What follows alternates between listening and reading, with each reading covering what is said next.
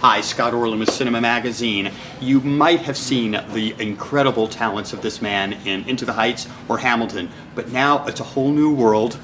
Using a little Disney reference here, the movie is Moana, Lin-Manuel Miranda, who helped construct the music and lyrics. There's been such an incredible rich history over the years of songs from movies, especially songs from animated movies. What's it like to step into that world? It's really exciting.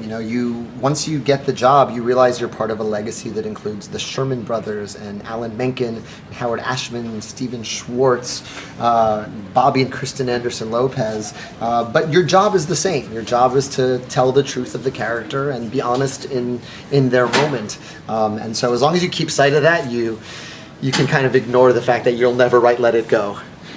But what's fascinating too is we are influenced by where we come from. And obviously you have Caribbean roots, so there's the Atlantic Ocean, but now you've shifted all the way to another ocean, Absolutely. the Pacific.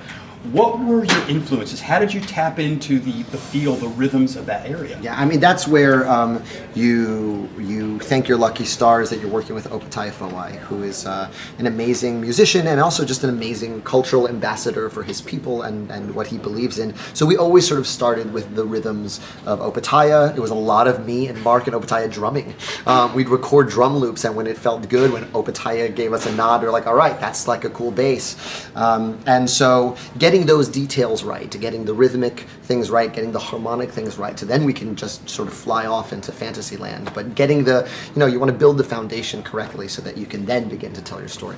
And where do you start in a movie like this? I mean, obviously it's the central character. We have Moana, we have Maui, but was there a particular sequence, was there a particular element of the script that kind of infused you, that said, this is where my jumping off point is? Yeah, one of the first pieces that was animated was that section where young baby Moana meets the sea for the first time. And that interaction, I think, touches such a primal chord for all of us. Whether you grew up on an island or just went to a beach on vacation, we build our castles or we build our moats and we punch back against the waves or we get knocked over and we feel like we have a personal relationship with the sea. That's a thing that we forget when we grow up. And so I tried to infuse that in all of the songs. This is a young woman who feels like the sea is calling her, and that was very inspiring to me.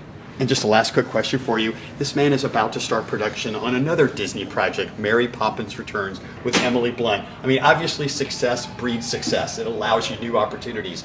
How cool and excited are you about this? I mean, the story is an evolution. It's Mary's coming back years later, correct? Yes, we wouldn't dare try a remake. It's a sequel. And what made me feel good about that is that there are 8 Mary Poppins books. There's lots of Mary Poppins adventures we just haven't explored on screen yet. I think this is an ingenious way to do it. I think Rob Marshall is one of the best musical filmmakers around. So it's very exciting to get to sing and dance and call that work. Well, I cannot thank you enough, Lin-Manuel. Appreciate it so much. And this is Scott Orlin. Until next time.